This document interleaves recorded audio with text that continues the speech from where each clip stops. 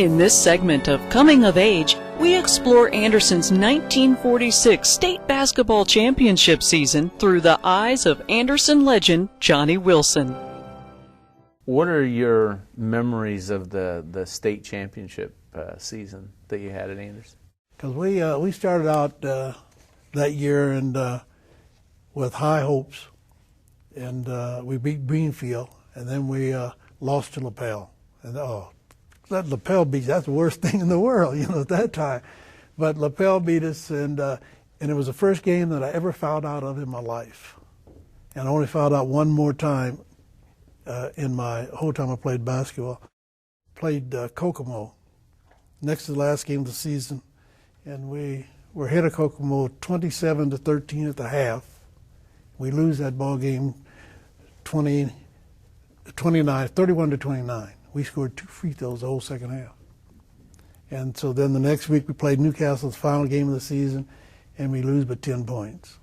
And we had a meeting the next day. Coach had a meeting, and he says, I'd like to find out what is the problem, what has happened to this team.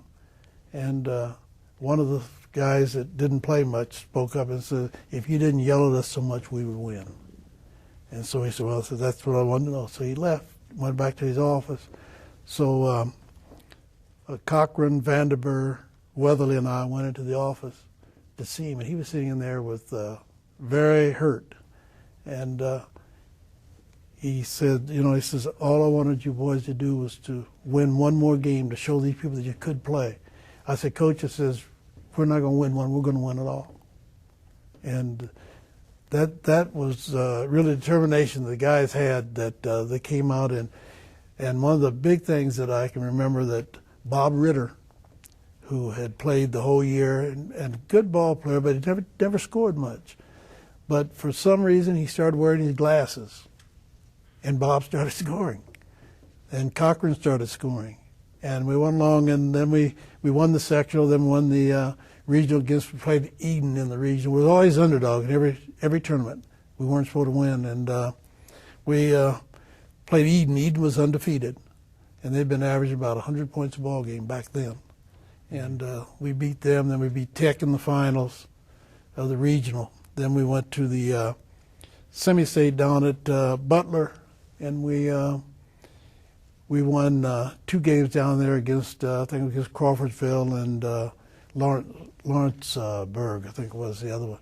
And then comes the final of the state tournament, and we matched up against Evansville, and Fort Wayne was there. Well, Fort Wayne had beaten us 27 points during the season, so, but still they had Evansville as a favorite.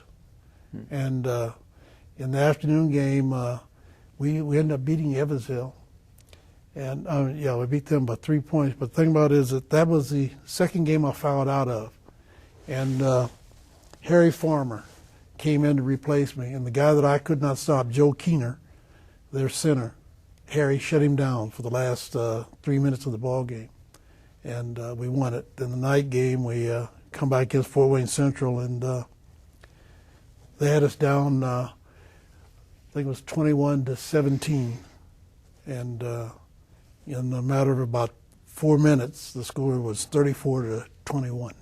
So we just won a real break. But then we won it, and it was such a great feeling that coming back home and go to the bonfire out at the Athletic Park, but it rained and canceled the bonfire. And but we came back to school on Monday. We had our pep station, and then we all go down to the movie. Got a chance to everybody go to see a free movie, and come back and they had a Will Be Has Been game. The seniors played against the guys coming back, and then they had a dance, and the principal says, we'll see you in school Thursday. They gave us 3 days off. The credit has been always thrown at me. No, not really, because I did pretty much normally what I'd done most of the year. And I scored a few more points in the final game than I had, but other than that, I played my normal game. But these other guys picked it up, and they're the ones who caused us to be state champions, not me. But you hear people around town, Johnny Wilson. If it hadn't been for him, no, but that hadn't been for Farmer and Bob Ritter, we wouldn't have been a winner.